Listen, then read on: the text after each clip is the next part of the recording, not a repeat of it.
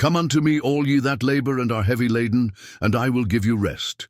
Take my yoke upon you and learn of me, for I am meek and lowly in heart, and ye shall find rest unto your souls. Matthew 11:28-29. Have you ever wondered how one moment of curiosity can completely transform a life? What you're about to hear happened in a small church in Nashville, Tennessee, and it will change how you see God's incredible ability to heal the deepest wounds. This is the true story of Michael Jonathan Hayes, a 42-year-old construction contractor whose pride and stubbornness had cost him everything he held dear. Michael had grown up in a Christian home in Tennessee. His father, Robert, was a deacon, and his mother, Linda, taught Sunday school. The Hayes family was known as pillars of their small community. But everything changed when Michael turned 18. During his senior year, his girlfriend Sarah became pregnant. When he told his father, Robert's reaction was explosive. "You've brought shame on this family," his father thundered. "Either you marry that girl immediately or you're no longer welcome in this house." Michael was young, scared, and felt cornered.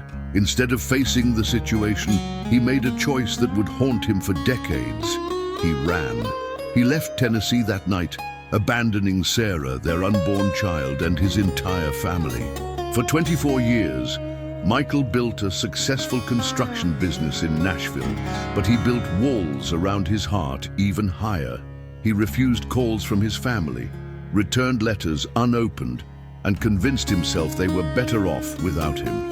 He married twice, both marriages ending in divorce when his wives discovered his inability to connect emotionally.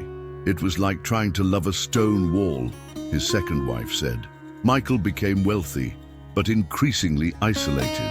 He had no contact with his family and heard through old friends that Sarah had raised their daughter Emma alone. Emma was now 24, a daughter he had never met. The weight of his choices grew heavier each year, but pride kept him from reaching out. Too much time has passed, he told himself. Some things can't be forgiven. But on a cold February evening in 2023, something unexpected happened. Michael was driving through downtown Nashville after a difficult day.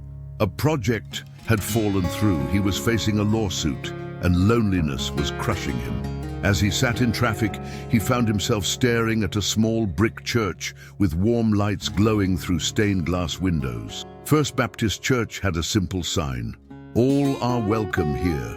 "All are welcome," Michael muttered bitterly. "That's what they all say." But something drew him to park across the street.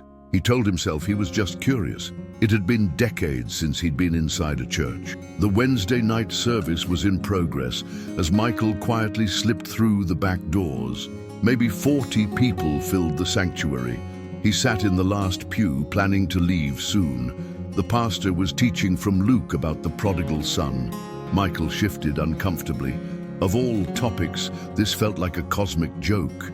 After the service, as people filed out, an elderly man approached Michael. He was tall, in his 70s, with gentle eyes and a peaceful presence. "First time visiting?" the stranger asked warmly. "Yeah, and probably the last," Michael replied, standing to leave. The man extended his hand. "I'm Samuel. What's your name, son?" Something about how he said son stopped Michael cold. Michael Hayes. Samuel's eyes seemed to look right through him. Michael Hayes from Cookeville, Tennessee, son of Robert and Linda Hayes, father of Emma Grace Hayes. Michael's blood ran cold. Who are you? Samuel smiled peacefully. "Someone who knows you've been carrying a burden for 24 years that was never meant to be carried alone. Your family has been praying for you every day since you left." "That's impossible," Michael whispered. "My father said I brought shame on the family." "Your father spoke from fear, not his heart," Samuel replied gently. "Your parents have been hoping for your return every day for over 2 decades." Michael felt his walls cracking. "Even if that's true, it's too late. I abandoned my pregnant girlfriend. I've never met my daughter. Some sins are unforgivable." Samuel pulled out a worn newspaper clipping and handed it to Michael. It was a birth announcement from 24 years ago. Emma Grace Hayes, born to Sarah Michelle Thompson and Michael Jonathan Hayes, beloved daughter, welcomed with joy. Michael stared, tears blurring his vision. "She kept my name? She never stopped believing you would come back," Samuel said softly. "Your father talks about you every Sunday. He tells people about his son who got lost, but who he knows God will bring home someday." Michael's world was spinning. How could this stranger know so much? How could any of this be real? "I don't understand any of this," Michael said, his voice cracking. "Who are you really?" Samuel placed a gentle hand on Michael's shoulder. "I'm someone sent to tell you that it's time to go home, Michael. Your father has been praying for the chance to ask your forgiveness for his harsh words. Your mother has been preparing your old room for 24 years, changing the sheets every month just in case you come back. And Emma has been writing you letters since she was old enough to write." "Letters?" Michael's voice was barely a whisper. Samuel reached into his other pocket and pulled out a bundle of envelopes worn from years of handling. "Sarah brought these to the church, hoping someday someone would know how to find you. The top one is from when Emma was 7 years old." With trembling hands, Michael opened the first letter. In a child's handwriting it read, "Dear Daddy, my name is Emma, and I'm your little girl. Mommy says you had to go away, but that you love me very much. I drew you a picture of our family. I hope you can come home for my birthday. I love you, Emma." Michael broke down completely, sobbing in the empty church pew as 24 years of buried pain and regret poured out of him. Before we continue with this incredible miracle, please subscribe to our channel. Your subscription is crucial for helping us grow and share more amazing testimonies like this one. Samuel sat patiently beside him as Michael wept. When the tears finally slowed, Samuel spoke again. "Michael, I need you to understand something very important. The enemy has whispered lies to you for 24 years, telling you that you're unforgivable, that it's too late, that your family is better off without you. But God's truth is different. His truth is that no prodigal son is too lost to come home." "But how do I even start?" Michael asked. "How do I face them after all this time?" Samuel smiled. "The same way you walked into this church tonight, one step at a time." The next morning, Michael called in sick to work for the first time in 5 years. He drove the 3 hours to Cookville with Samuel's words echoing in his mind and Emma's letters beside him on the passenger seat. His childhood home looked exactly the same. White farmhouse with a wraparound porch, his mother's flower garden still perfectly maintained. Michael sat in his truck for an hour, gathering courage. Finally, he walked to the front door and knocked. His mother answered, and the coffee cup in her hand shattered on the floor. "Michael," she whispered as if she was seeing a ghost. Before he could speak, she threw her arms around him, sobbing. My baby's come home." His father appeared in the doorway, now in his 70s, with silver hair. The two men stared at each other across 24 years of silence. "Dad, Michael began. "Son," his father interrupted, his voice heavy with emotion. "I'm the one who needs to apologize. I spoke from anger instead of love. I drove away the son I should have helped. Can you ever forgive a foolish old man?" The reconciliation with Sarah was more complicated, but equally miraculous. She had raised Emma beautifully as a single mother, never speaking ill of Michael, despite her pain. When Michael showed up at her door, she simply said, "I always knew this day would come."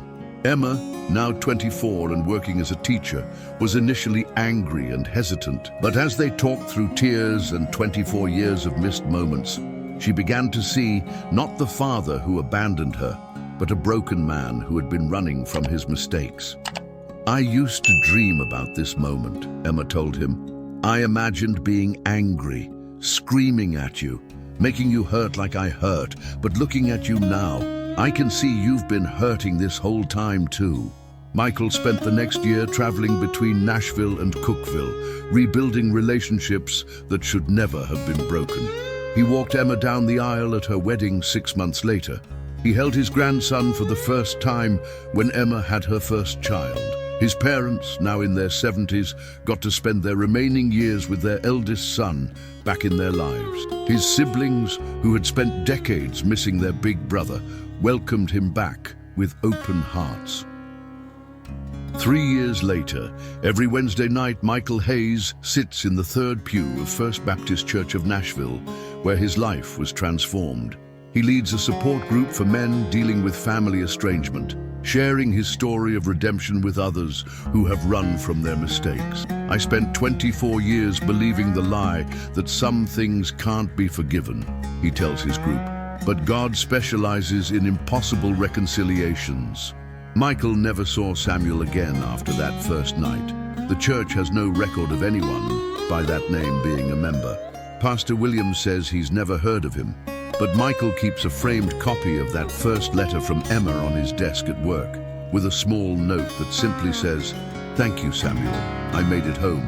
The construction business that once consumed his life now has a different purpose. Michael employs several formerly homeless men, giving them second chances he wishes he had received earlier. His company motto, painted on every truck, reads, "Building more than houses, building hope." Emma and Michael talk every Sunday after church. His grandson calls him Papa Mike and doesn't know a world where his grandfather wasn't part of the family.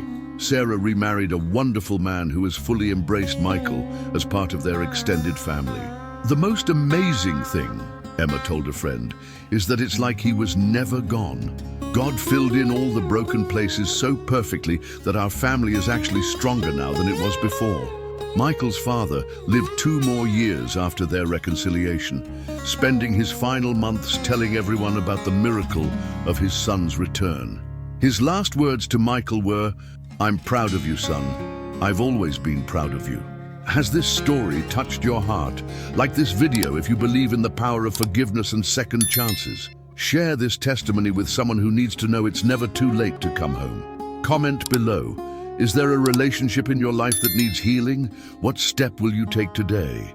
Subscribe for more real stories of God's incredible grace. Your story of redemption might be next, but when he was yet a great way off, his father saw him and had compassion and ran and fell on his neck and kissed him.